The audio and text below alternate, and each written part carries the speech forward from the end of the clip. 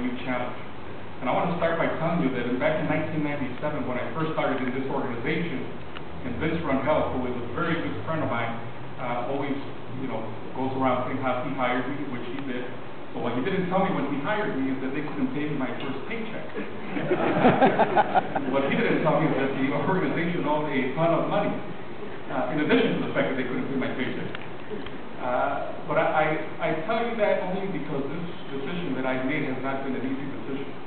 It's much easier to make a decision where you are going to go and land in a parachute and take a different job. And I do want to tell everyone here in this room, because I think it needs to be said, that the governor and the mayor have both been very, very good to me. And in fact, in January, when the crisis was fueling, the mayor asked me, how many more arrows are you going to want to take? Because if you're ever going to run for public office, this is not going to get any better, it's going to get worse. I told him I have no interest in running for public office. I already did that and failed miserably. So don't worry, I'll take as many bullets as I need to take in order to get this done. And that was my commitment. And through this whole part, and up to my resignation, the governor, in fact, has asked me to stay in his cabinet, but I have made a decision that that is not my future. It's much easier for me to say yes, and believe me, turning down a position in the cabinet is not an easy thing. It's a very honorable thing. But I feel that I have a responsibility to our community, and it's very personal to me. I came here undocumented when I was 8 years old. I have fought for this country, and justice is supposed to be blind and equal. And the Arizona law is neither blind nor equal. And this is an effort that I have been wanting to take on long before I even took this position. And if people are going to write stories about me in terms of raising hundreds of thousands, and not millions of dollars for politicians, including a guy by the name of Rob Blagojevich, in order to empower our community, then I might as well do it for something that I believe in, that has a significant impact, not only in our community, but the future of our country.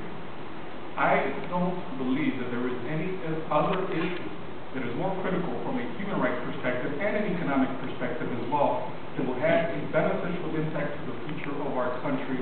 This speaks to the character and everything that we stand for.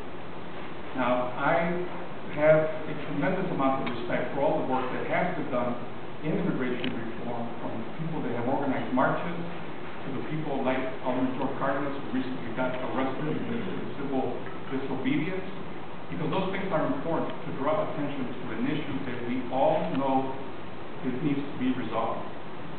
But look, I have spent my career empowering our community. I have spent my career being mostly an insider. And as an insider, I understand what makes elected officials tick and what makes governments tick. To me, it's very simple. It comes down to organized money and organized people. And I have always been very good about organizing money. And I think that that is the one part that is missing in this effort as we try to get comprehensive immigration reform passed. I don't think that we need to look too far. I think we can point to other communities who have been extremely successful in organizing money and getting their point across. You have the Jewish community, who is tremendously successful in ensuring that this country has the absolute best interest of Israel. You have the Cuban American community, who, as small as they are, have been able to organize money in such a way that we still have an embargo in Cuba, but we've opened it up to China. And so, I guess my point to you is that I know the power that organizing money has, and I'm very good at organizing political money. What we're going to start is an organization that's called Our Nation's Promise. And it's not a Latino name deliberately, because I do not believe that this is a Latino issue. This is an American issue. And we're going to require everybody's help to get across the finish line. I, unfortunately, do not believe that the will is there for immigration reform to pass this year. And the Congress will look very different in 12. There will be less people that are willing to support immigration reform in 2011. And then in 2012, you have the presidential elections. I highly doubt that that will be taken up at that point either. So in my opinion, the most realistic year is 2013. We will have either a newly re-elected president or a new president who will unquestionably want to take this up. But we can't leave things up to chance. we have to work, we have to organize, we have to make a statement. So my goal is that before October, we raise $1 million and get involved in at least 1 or 2 congressional districts. And thereafter, once we prove our point of how organized money works, our next goal will be to raise $20 million by 2012, in the summer of 2012. And at that point, we should be able to get involved in a significant amount of congressional districts throughout the country. But I'm going to need all of your help. And I'm not going to be shy about asking for your help. And this is, in fact, going to be a national effort. This Saturday, actually, as we're asking people not to go to Phoenix, I will be flying to Phoenix, along with Congressman Gutierrez and about 40 leaders from around the country that have engaged in immigration reform. And I'm going to be there not only to network, but to hear them. But what I am about to do is slightly different. In my opinion, from a philosophical perspective, much more on the middle. Some would say much more to the right.